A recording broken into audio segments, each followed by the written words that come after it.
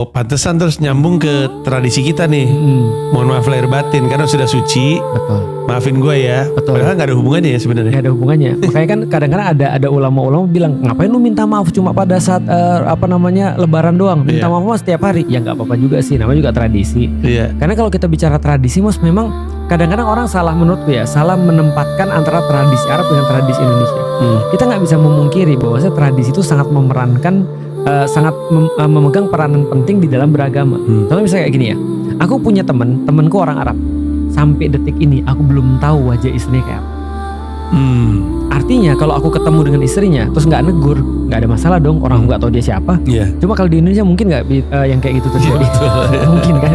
Pasti kalau aku ketemu istri Mas Panji pasti Mbak, kan ya, mampir gitu kan ya. Lah kalau di Arab itu disangka kenapa disuruh gue mampir gitu kan ya. Ini apa yang terjadi? Nah, itu tradisi.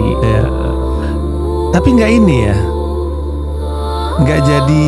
Mungkin ada kalangan yang kasarnya dibilang bukan konservatif ya, tapi yang lebih strict dalam agama. Iya, lebih nggak mau dibilang tradisionalis, mungkin salah juga, tapi lebih saklek gitu. Saklek, betul. Itu ada yang mempermasalahkan, pengen tahu aja di Indonesia. Banget. Sebenarnya ada ya? Banget. Kalau Mas nanti lihat, ada banyak banget perbedaan-perbedaan kecil banget yang jadi masalah-masalah besar. Contohnya kayak tadi itu misalnya. Misalnya ketika ada orang merasa bahwa semuanya harus identik dengan Arab. Misalnya, contoh, ketika mereka ngelihat jenggot misalnya, dia tanya, Ustadz kok nggak berjenggot? Dari segini Mas Panji lebih Islami daripada aku. Karena Mas Panji berjenggot, aku tidak. Aku tinggal bilang karena aku orang Cina.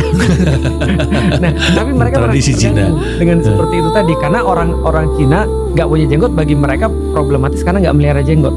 Ada lagi misalnya ketika kayak misalnya masalah pergaulan. Misalnya contoh nggak boleh yang seperti ini, yang boleh tuh begini. Padahal itu tadi bagian daripada culture sebenarnya. Karena culture di Indonesia nggak memungkinkan bagi kita untuk tidak ramah pada orang lain.